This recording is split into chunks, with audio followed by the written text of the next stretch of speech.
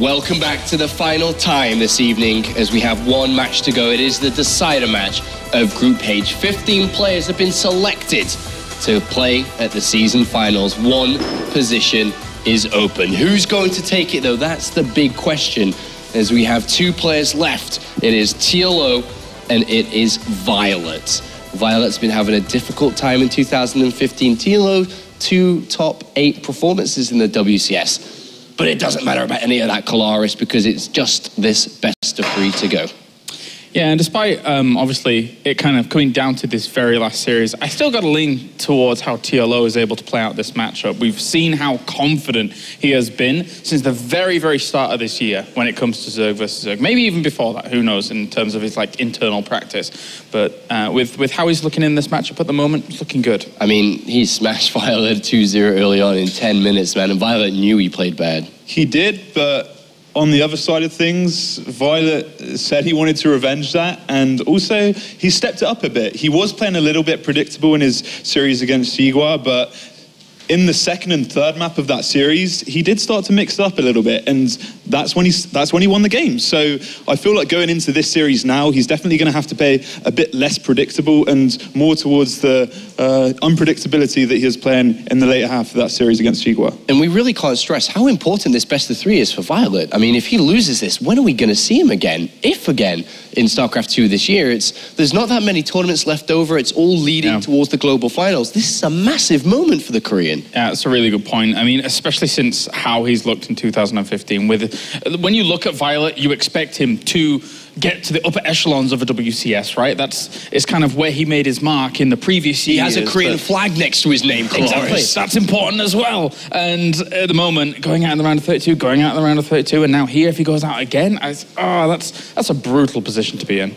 Yeah, and he's got a lot riding on him. He is up there with Polt as one of those American Koreans who are always expected to deliver and go far in his WCS season. So, yeah, he hasn't been doing too good lately, but he is keen and he is eager to get back to where he was before. And keen and eager are 2 simple words to describe TLO. He is absolutely all about this right now. He knew that his teammate was going to be a difficult match, but he is mean, he is keen, and Dr. Dario has to deliver in this best of 3. Yeah, I think when he looks and reflects back on the series that he just played there against Mana as well, he's got to be kind of kicking himself as to how he goes down to Mana in that last game, especially, you know, caught a little bit off guard, caught a little bit blindsided during all of that, and he'll be looking to just kind of push through and reinforce it. I mean, it's Zerg versus Zerg. It's his best matchup. It's his favorite matchup. He loves this. Exactly. So I feel like he's definitely going to be confident in this matchup, but at the same time, it is all or nothing. This is the last chance that he's got in WCS for Heart of the Swarm. So he definitely wants to get a win here, and he definitely needs a win here if he wants to keep that dream alive. It's so crazy to think that Legacy of the Void is just around the corner, and now coming to the last game of the last group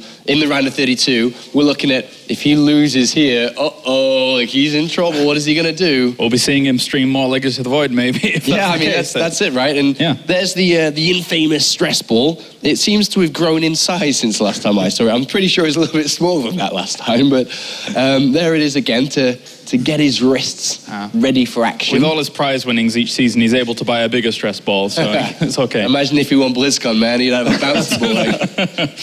No, it is stressful though. Like, he does need to calm himself, and that helps him. But he's kind of actually, he is one of those staple people that has been in Premier every single season, and not many people take too much notice to that. But that is one crazy feat to do. I think only 4GG and Polt actually join him in that achievement. So that is definitely something to look at, and definitely something that he wants to, I guess, make people aware of more and show him why he's been so consistent in Premier and do well this season. Yeah, and he's going to need to deliver again here, as mentioned. Terraform is going to be the first map, which we can talk about a little bit. The other 2 is going to be Coda and Bridgehead. Going back to your point, I feel that TLO should have ribbons of all the WCS Premier Leagues that he's played in above his bed as he goes to sleep each night. But Terraform, the first map here, we've seen it a lot today. We saw it earlier on when these 2 played. This is a crazy map, and really anything is possible. Yeah, and it's the same opening map as the last series that they did play. So whether or not there will be mind games coming into it, we're yet to see. But I feel like it's definitely a good way to start things for viOLet. He can really change up what he's been doing in the past few series. So I feel like he's going to be comfortable going into this new map. What are your thoughts here, Claris, before we get into this? Well, I think looking at the way TLO plays out is Zerg versus Zerg, something that is oftentimes a part of his repertoire is, hiding evolution chambers around there, going for an early +1, trying to go for those kind of roach pushes. He could definitely do something like that on Terraform. It's hard for a Zerg later on in the early game to try and get to the very back and spot something like that. So that's definitely something that could occur here. Quick last thoughts, Sam, before we jump into this. I just don't want to see viOLet do what he done last time and do that kind of funky wall, not wall kind of thing and end up losing the game because of that. I want to see him play the games that we know he can play and really bring his A game to see, to see what he's made of. All right, thank you very much, gentlemen. For the last time, we are going to the commentary team. One of these two is going to the season finals. Which one is it going to be? Thank you for the analysis, guys, there on the desk. And what a match we are about to see. Can the Korean champion of old take down the hometown hero in the rematch? It was a really quick first series that they had earlier in the day, and viOLet's going to have to change something up. What do you think he's got in store for us here, Todd? Well, definitely some more solid walls and better holds if TLO was to play aggressive like he did in the first series. He's going to need to bring it. As we are hopping here into Game 1 on Terraform, TLO versus viOLet. This is the final deciding match of the day. And spawning down here in the bottom right-hand side, we have our blue Zerg player representing EnvyUs. It is viOLet.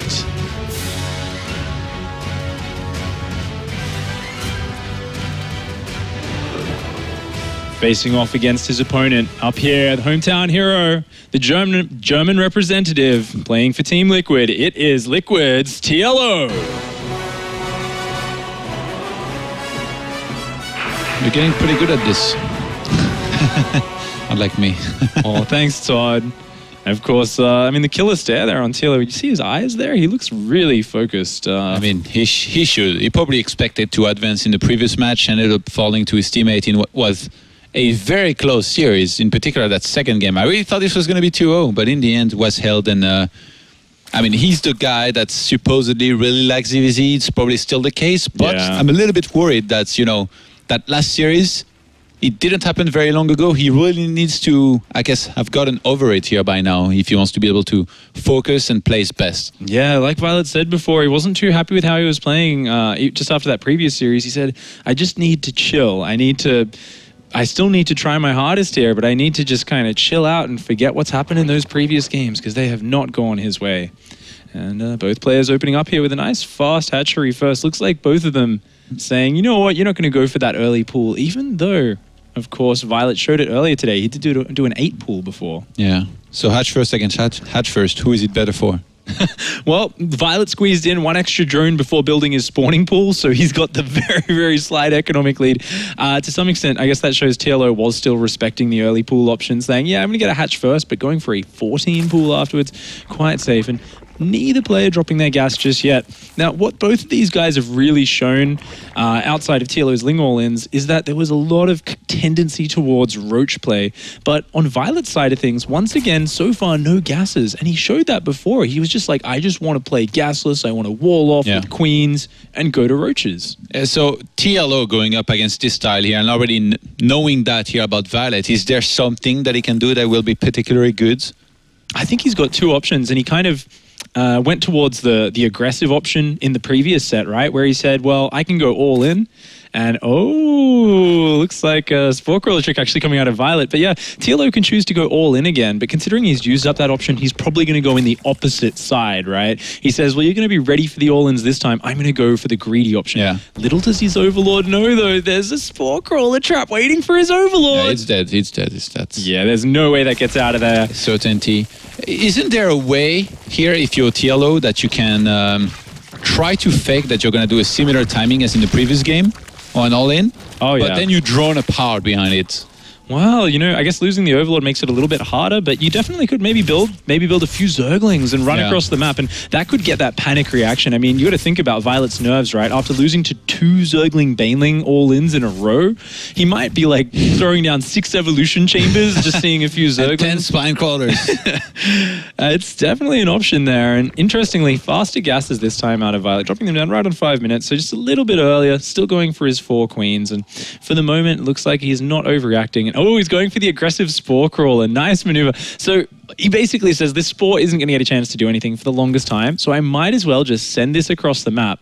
And it forces TLO to build a couple of units and to go and kill it. Yeah. So, but what happens later when Burrowed Roaches go in his middle line and you don't have the spore? Then he's going to regret it. But hey, opportunity cost, right? This way he gets this free scout. And once in a blue moon in a high-level tournament, you'll actually see the player underestimate it. And TLO's actually getting a lot of links here. Does he actually want to commit to this here once again? You know what? Wouldn't that just be the ultimate mind game? Sick, by the way, on the spore, because viOLet cannot even go forward and spot anything at all. Nice moves there by TLO.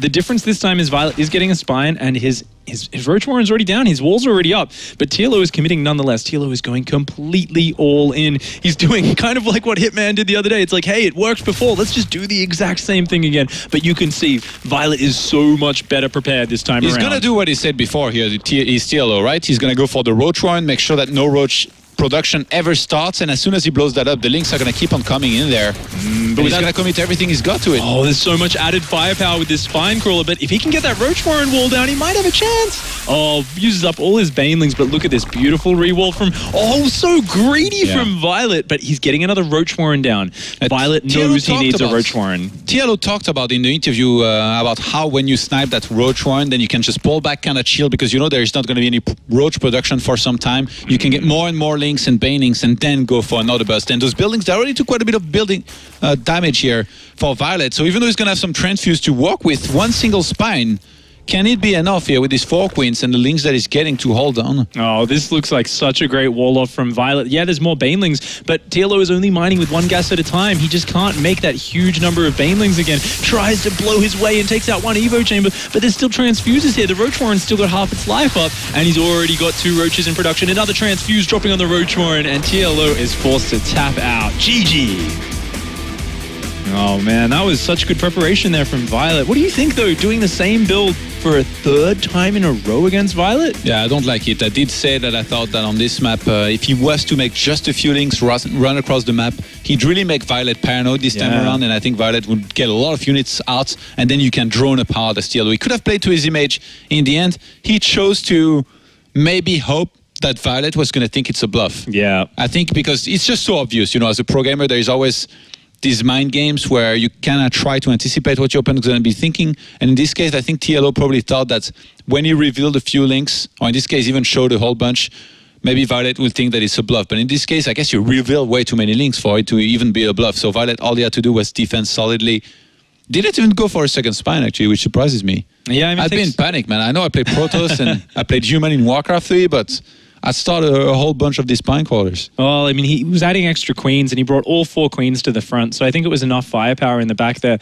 I mean, the queens, they do damage, but the spine, it is what really packs the punch, and you could see viOLet was very well prepared there. TLO with the double mind game, not quite panning out, and we can see the sweat on his brow, the redness in his face. The pressure's on for TLO. He can't throw away another game like that, and he may go back towards a more standard plan, but he hasn't actually tested his standard macro Zerg vs Zerg skills against viOLet yet. Yeah, now would be a good time to do this, I think. On a map like Coda, how about it?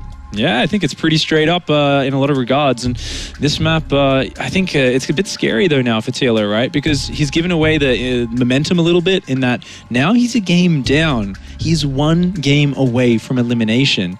If he doesn't make it through, that's going to be a devastating feeling for TLO. And suddenly he's going to be feeling like he has to play safer, maybe afraid of those early pool all-ins. viOLet's the one who's got a game to lose. He's got the spare life right now. So viOLet has a lot more leeway in how he wants to open up in this game. All right, we'll see how it shapes up here. As TLO, he's got a big decision to make here with what build order he goes for. No room left for mistakes here, though, for him. Yeah. It's do or die at this point here from TLO. One more single mistake like this, going for this kind of all-in, and it's held, and then that's it. He's out. He won't make top 8 this time around. Won't make top 16 even, after getting top 8 twice in the previous seasons this year. What an important moment it is as we do dive here into map 2. TLO versus viOLet here on Coda. And of course our first player spawning here on the right hand side of Coda. Representing Team NVS, it is viOLet.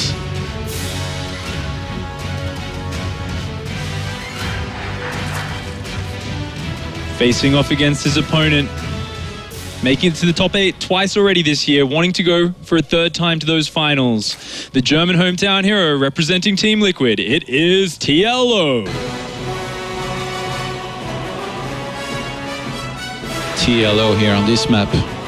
I do think he needs to change things up here a little bit. Maybe try and play a little bit more macro, definitely going to a third base. I mean, he used to do really well in this matchup here, no matter what. Didn't necessarily always play that aggressive. What do you think happened here for him to try this?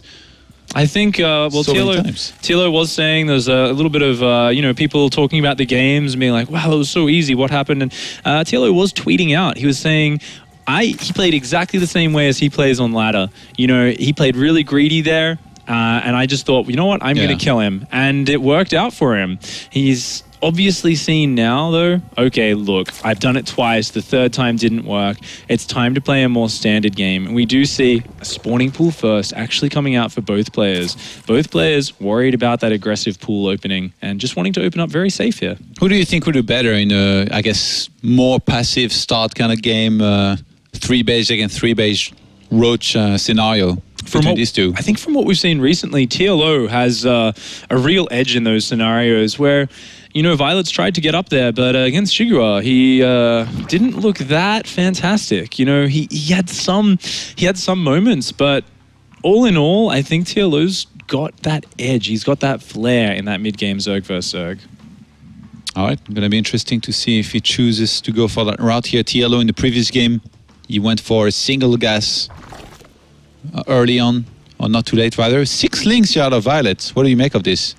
Okay. Well, he did go for 4 lings in the first series and actually got 2 drones in game 1. It was a really nice pickup. So maybe looking to try and throw TLO off a bit, do some more pressure. And the Overlord of TLO, though, is coming in. It's going to see these Zerglings pop. And TLO is aware of it. He's glanced at that. He's starting up Zerglings of his own. He should be prepared. Meanwhile, TLO is going for a gas back home. A double gas? What? Is that a mistake? He started the second one as a fake here to really make viOLet worried, I think. Oh, viOLet saw the other one. Oh, the mind games coming out of the Wonderwunsch. TLO is always so creative, always looking for little ways to trick out his opponent. And that's going to come into play a little bit later in the game where viOLet thinks the gas is actually later than it is. Actually, viOLet, didn't spot the original one. So I guess it's just to fake that it was later than it is, as you say then.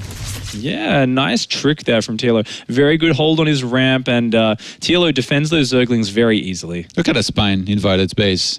Is he at this point basically saying, I'm really happy to go into a macro game and I'm willing to go the extra mile to make sure you don't cheese me out of this game? I think so, but it's almost paranoid. That spine crawler cuts into his economy a lot, and he's got that at such a fast timing that it shows that viOLet is actually worried about the potential for a big speedling flood. Yeah.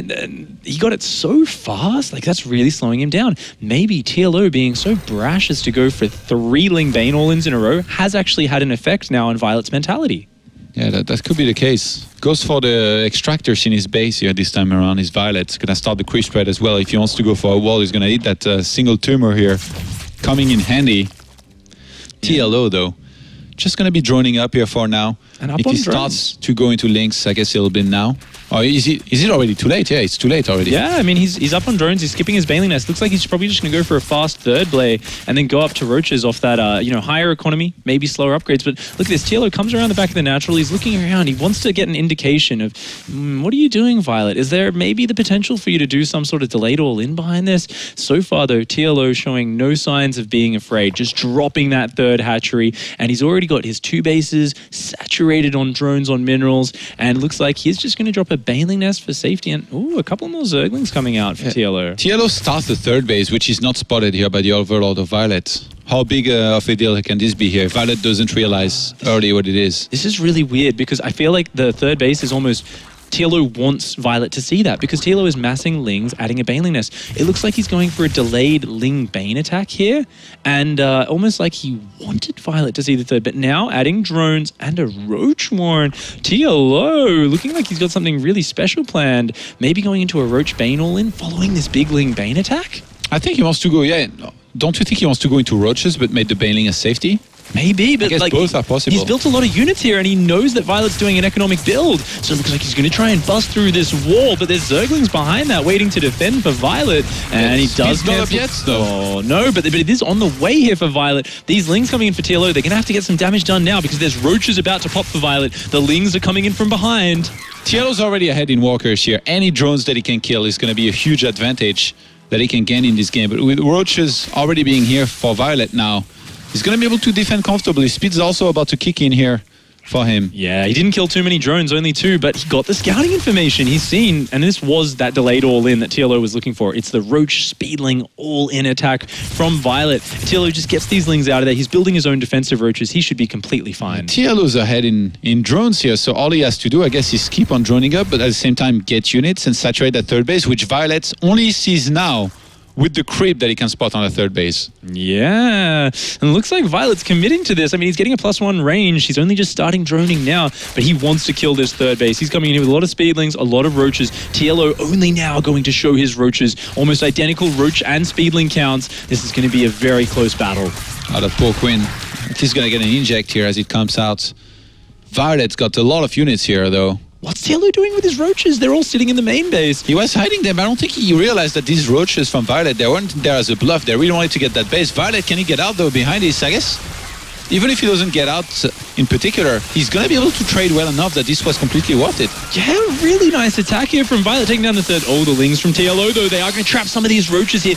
Nice micro from TLO, trapping a few of the Roaches at the back. Does cut off most of Violet's force. Violet does take a lot of losses, but killing the third base while getting his own down. Violet, if he can defend the counterattack, he's going to be in a pretty good spot. And TLO went for Burrow. He didn't go for Roach speed, he only went for Burrow, so I think he's going to head across the map and use that Burrow macro that Roddy talked about so many times and say that not enough players did it. Well, that's what it takes apparently, Mr. Creative himself, to go for that, to try and burrow in the middle of the fight to make sure that these Roaches, they regenerate their hit points as the fight's happening. An absolutely crazy move. Get him off Banelings of this. It is a huge Roachling Bane all-in with Burrow. TLO is looking to finish the game right now, but Violet knows it's coming. He's got creep set up. He's got a Spine Crawler. He's got a big spread of Roaches, Zerglings, and there's a Queen with 3 transfusers stacked up on it. And missile attacks +1 will finish just before this fight begins. TLO gets in there with the Banelings, gets the Spine Crawler very quickly. Oh, that concave of defensive Roaches from Violet, though, is just massacring TLO's force. This Burrow has no chance to come into effect. I mean, the Speedling Flood Reinforce coming in, starting to break down the side of Violet's concave, but there is just too many units popping out of Violet. He knew exactly what was coming his way, and he was so well prepared. He didn't even use the Burrow. I guess he kind of would have been trapped over there, because that fight happened pretty fast with all the Banelings that were there. TLO gets pushed back, and behind his Violet will have so much supply here to work with. Violet only starts Lair now. He was on hatchery tech here this whole time, and TLO never started Lair himself. This is I guess ZvZ in a nutshell here. Right? This is two weird players playing Zerg vs. Zerg their own way. TLO trying to defend here. He doesn't have the numbers, though. He needs to build more Roaches. He needs to gather up. I mean, the reinforce is very slow from Violet. He's rallying Speedlings, but he's coming into the natural right now, and he's going to try and kill these Queens. TLO needs to get his Roaches back to defend this. Yeah, he's trying to get back in there with the Ling and Roaches, but Violet with a nice micro will move toward the Queens. He's going to be able to get another one here at least. Oh my, GG! TLO is just overwhelmed! Violet takes the 2-0 to progress to the Polish finals. A massive win and a comeback from him, stabilizing after a shaky start to the day, showing some very smooth play, adapting to the strange machinations of TLO, the crazy attacks coming in. There's such a back and forth final game, but Violet does pull it together.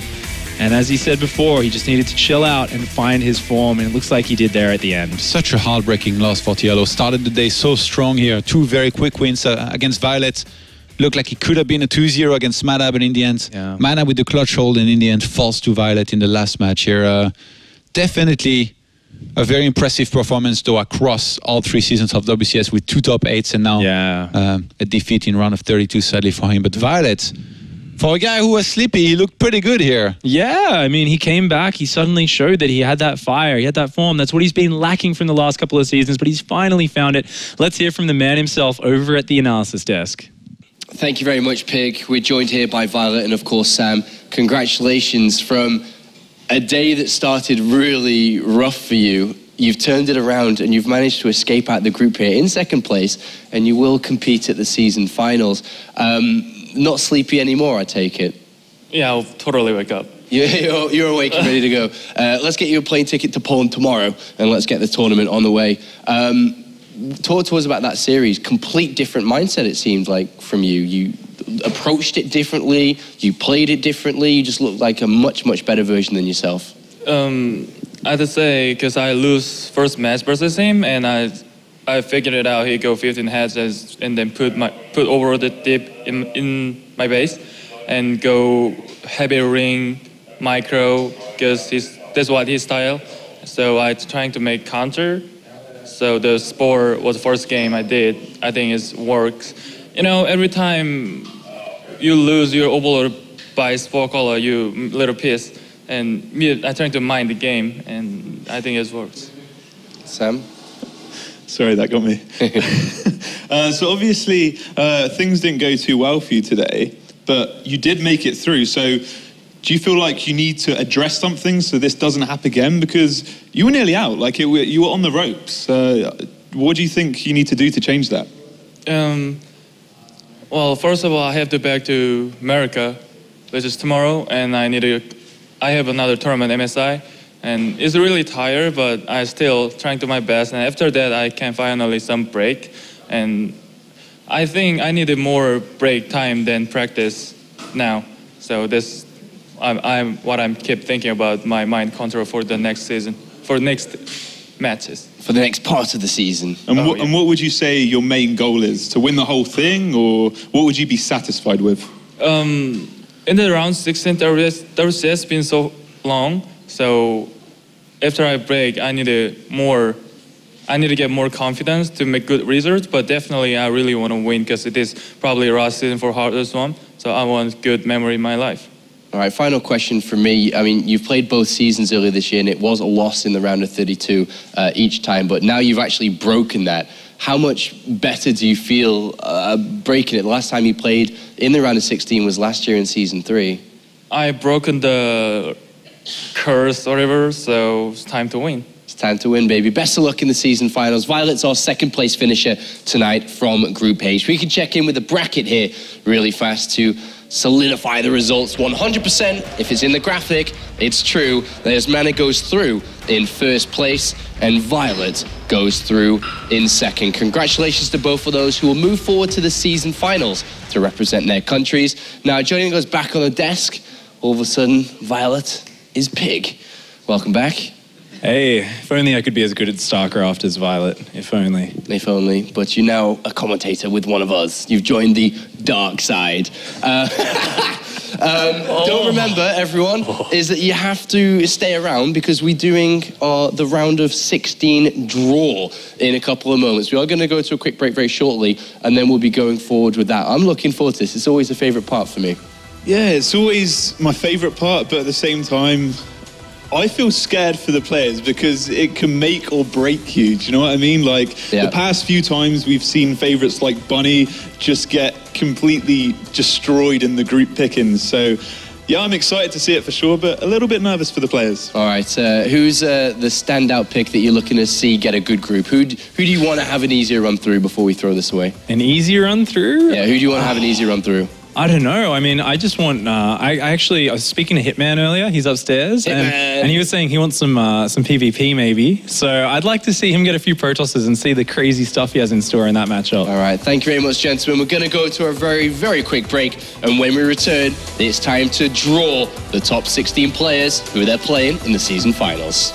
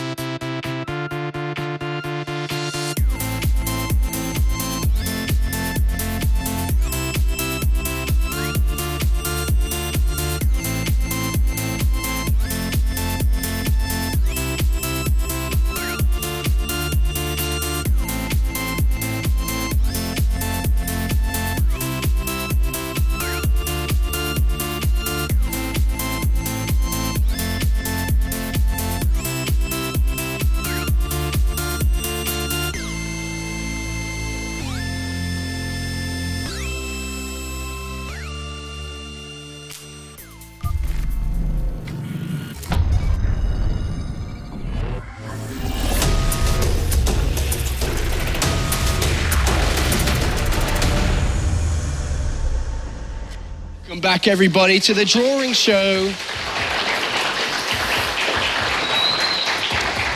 I love this part of the show, Sam. I love it too, and I love it even more that we've got Graham with us. Yeah, the online specialist of operations here at ESL, who's headlining for StarCraft II this weekend, is joining us to commence the drawing and to have an official referee and administration team member, as you can see, to help us do this properly.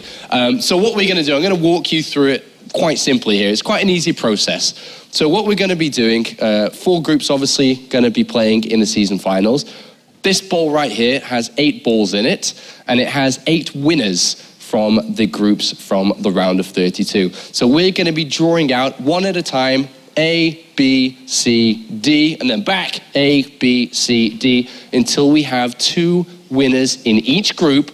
And then begins the fun part, is where we draw out the rest of Group A, draw out Group B, draw out Group C, and draw out Group D. There's one rule going forward, is that you cannot meet a player that you played already in the round of 32. That's the only rule, and that's what we'll stick by. But that is the format. Do I get a nod of approval? Doesn't necessarily have to play them, but be in the group. Can't be in the same group. Same thing, Graham, same thing. Okay, let's begin the process, Graham. Let's draw the first player into Group A. Give it a twirl. I know that's your favorite part of the show. I'm so happy you don't have a mic. The first player is Mana, who won today's group. He goes into Group A. Mana, definitely very excited to play in front of his home crowd in Poland. I'm sure he'll bring his A game. Oh, that's why you're here. All right, let's... you're like, Mom, that was for you, Mom. All right. Second player is Gung Fu Panda, goes into Group B. Gung Fu Panda. Yeah. The German hope, now the Wunderwunsch Make sure is to out. keep your hands above the table here, Graham. I'll slap him. Hey, get off. Go on, continue on. So this is the first place player for Group C. So yeah. All right, lovely. Hydra. Hydra. Last season's winner. Probably hoping to repeat that again this season. In Group C, he's looking to be, I guess, a champion again. Not quite as good, Sean. Not quite as good, no, that's right. All right, so D.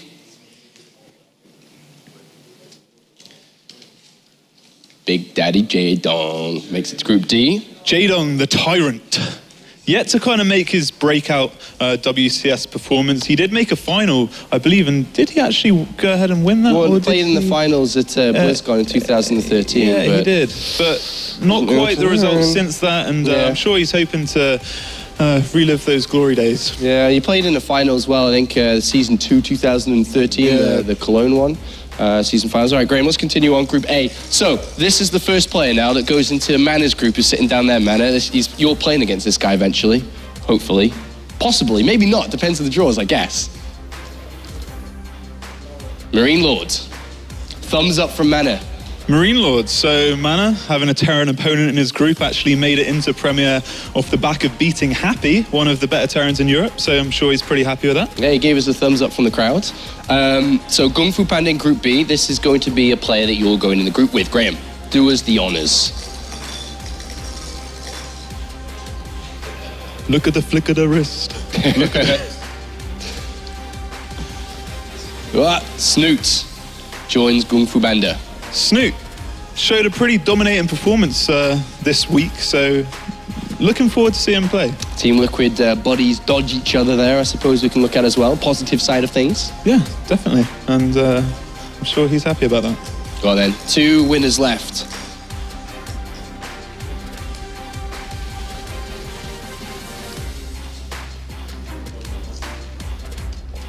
Pult goes into Group C. Pult, along with Hydra, probably one of the favourites to take the whole tournament. So goes in with Hydra. I can't believe he's in there with Hydra. Yeah, that's a pretty ridiculous. It's really funny, isn't it? Since Season 1, they've been like meeting lower and lower in the tournament, so eventually they're meeting the round of 32. If someone looked at it from a different perspective, they would say this is definitely fixed. They just don't want to see these guys win. Graham's like, it can't be fixed. I'm doing it live. So that leaves us with one player. Do you know who it is? I cheated because I looked at the graphic. It's 4GG. Wait. Yeah. 4GG goes in with Jaedong. So that is 4 of the 5 Koreans now revealed. Okay, now let's, while Graham sets up this next part, head to our fellow commentators who are hidden somewhere away in the crowd. Pig, Kalaris and Todd, where are you? Looks like we've been rumbled, guys. All right, well, Todd, let's start with you then. What do you make of the group so far? Group C and D look to be pretty tough. Definitely some group of death potential in these two, but it's pretty cool to see even some matchups shaping up as they could happen, because I'm guessing it's going to be 1 against 4 and 2 against 3. So like the people that have been drawn out, they're not going to be facing each other, but it's all pretty stacked. All right, and Pig, over to you. What do you think about, especially like Group A and B at the moment, with him touching on those so much? What's going on? I don't know. Yeah, man, I don't know. Oh, I see what's happening. Mana, all right, wait a minute. Mana, what do you think of your group so far? What do you think of Marine Lord, mate? It's gonna be good. Perfect. Well, that pretty much wraps it up here. Let's head over back to the analysis desk. All right, thank you very much, Kalaris. Graham is almost ready. It seems like Mana's having a lot of fun in the crowd there. What are your thoughts on the group so far? Looking, I guess, like Todd said, really bottom heavy. Yeah, it is. 2 Koreans in 2 of the groups each, so that's definitely going to be a bummer for both of them. So I think that can also cause a lot of... Oh, here we go. Graham, what are you like? Silly Graham. Silly Graham's at it again. Yeah, I think they're probably not going to be too happy about that. I'm sure, as most of the Europeans as well, they want to avoid each other. So the fact that they are in a group, there's 2 groups, two Koreans, that's going to cause a few upsets, hopefully. Okay, it's time for Graham. He's just double checking. He's making sure now that we're about to draw into Group A and B, that he has no players in that bowl that have already played against these guys in round of 32. Graham, are you ready? He's not on form today, is he, Sean? He is ready, he's ready. Let's continue. So let's finish Group A. Joining Mana and Marine Lord. In a few seconds, Mana, you'll know your full group and your first opponent. The first player to draw in. These are, of course, second place finishers, naturally. Elfie joins. Elfie, the wild card, the guy that actually replaced Euthermal and now has made it all the way to the round of 16. So definitely an achievement in itself. Are we getting a thumbs up, Mana, or thumbs down? It's kind of okay, I guess. Yeah, Elfie's one of those players, kind of a bit unpredictable, and especially in the PvP matchup, where he's always kind of specialised. So I can understand that. Yeah, he's a tricky opponent, Elfie. He's going to play Marine Lord in the first match that they'll play. And now we get to find Mana's opponent. Who completes Group A? Who does Mana play with in front of his home crowd?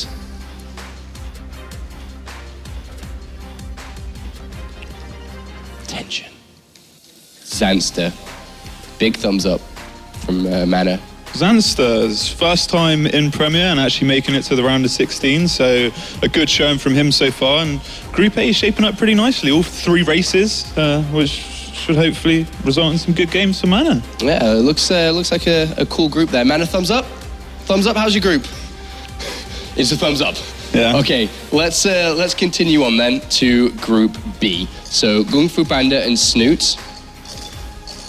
Who plays first against Snoot is the little draw there by Graham.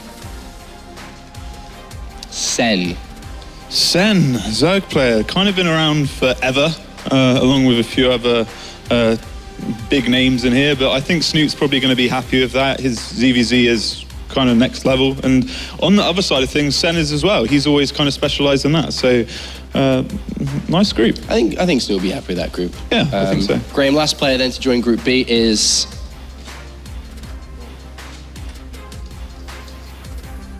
It's Petraeus. I feel like that's probably a dream group for Snoot. I feel like he couldn't really ask for much better, and Petraeus, he's kind of one of those guys that Snoot would have played against many times on the European ladder. As we all know, Petraeus is that guy who just doesn't stop playing. So Snoot's probably going to feel very comfortable with that. Petraeus as well, though, it's his last tournament as a full-time, well, technically full-time player before he goes on to studying. So I'm sure he's going to want to prove himself as well. Yeah, interesting group that. So Kung Fu Panda will open up against Petraeus and Snoot versus Sen. Graham's just going to set up for the last one here. We are going to go over to the crowd for Kalaris and impressions. Impressions activated. All right, Pig, here we go. Group B, let's start with you. You know Petraeus obviously quite well. What do you make of how Group B shaped up so far? Well, you know, 3 Zergs in a Protoss, so it's an interesting one. I think it's a little bit unfortunate for Gung Fu. Didn't get any Protosses in there. He loves his PvP, and I think it's really tricky because he's a very special Protoss player. And there's going to be 3 Zergs. They're all going to get to see the builds he's used before. That's going to be hard for him. But I think Petraeus, Sen, you know, Snoot, it's all the ZvZ. The ZvZ, I think Snoot's got a really good shot at coming out first. And over to Todd to see what he thinks about Group A, obviously with Marine Lord in there and the wild card that is Elfie. What do you think? I'm not sure if he's going to be happy outside because Elfie is such a wild player to go against. So hopefully he works hard before going into this group. I guess having 2 Protoss at the same time, it's definitely better for him because he's got one main matchup to focus on, which I think is pretty good. I'm looking forward actually like a lot to the Group C and D. I feel like Group C, if Hitman is drawn in there, then Hydra or Pult will be going out in the round of 16. That's actually a good point. I forgot that Hitman was still around. Let's find out then. Let's head back over to the desk to see exactly where Hitman's going to be. Thank you very much, Kalaris. 4 players remain to be drawn into these last couple of groups. Where is Lilbo going? Which group is he going is a big question on our minds up here. And of course, viOLet's been thrown in with the Koreans, of course, Aigers, and of course, who's Hitman going to destroy in the round of 16? Let's begin. So let's finish Group C, which already has Hydra and Pult in it. Is viOLet joining them? Is Lilbo? Look at the draw now. viOLet joins Pult and Hydra. And if you could see the reaction on viOLet's face, I'm sure you will in a second here. He is definitely not a happy boy going up against those 2 monsters. Look at that. Within a 15-minute span, you're like, congratulations, viOLet, you're making it to Poland. 15 minutes later, you're playing Pult and Hydra. Sorry about that, mate. Yeah, that's definitely going from a high to a low. No one's really going to be too happy with that group. And he does actually live with Pult as well, so obviously that's nothing...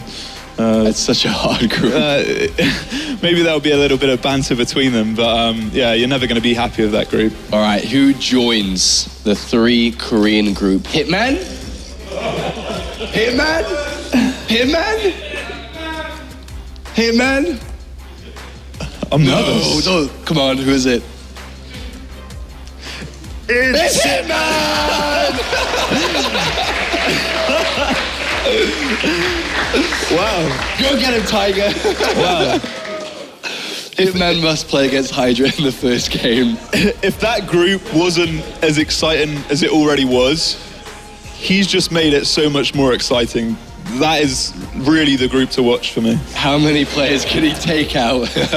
You know what? Because at the end of the day, no disrespect to Hitman, but no one really expected him to make it out of his group this weekend, or this week rather. So going against 3 monsters as they are, Hydra, Pult, viOLet, expected to go through, but Hitman, his cheeses are pretty good. He's probably, if I'm not mistaken, he's probably on a plane right about now.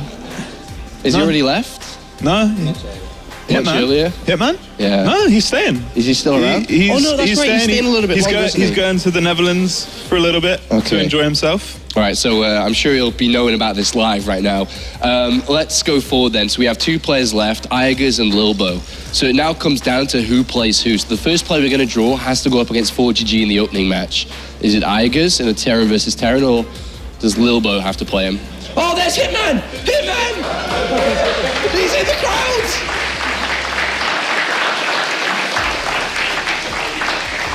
Kalaris, in a minute, you're going to have to go talk to him.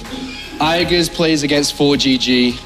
which means Lilbo opens up the tournament. Of course, the finalists from Season 2 up against Jadon Graham. Draw out Lilbo for us.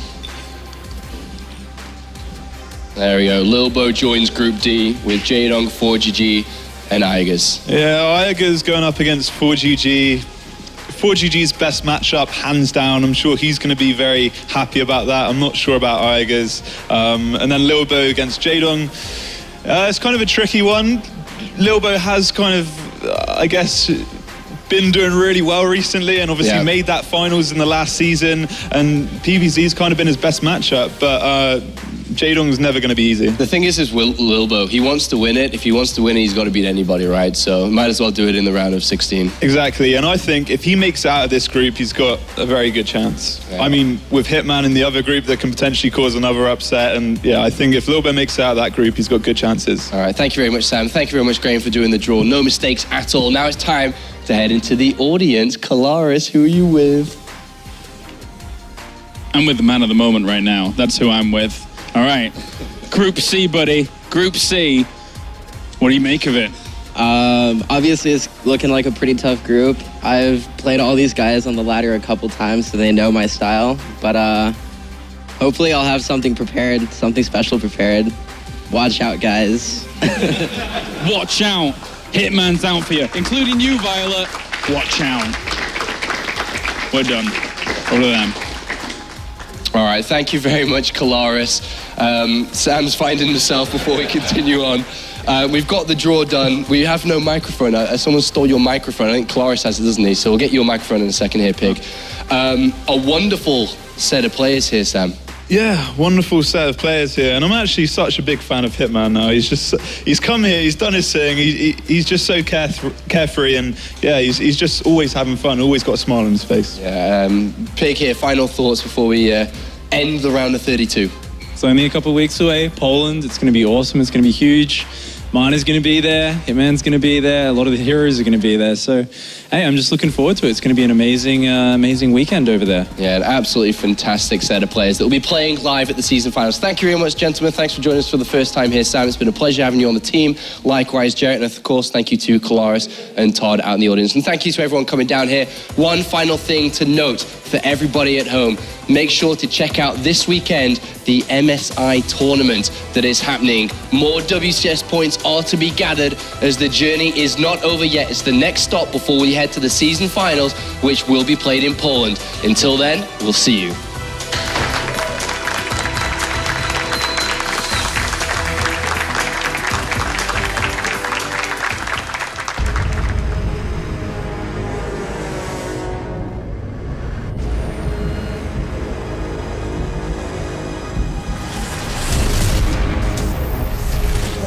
One game away from the crowd.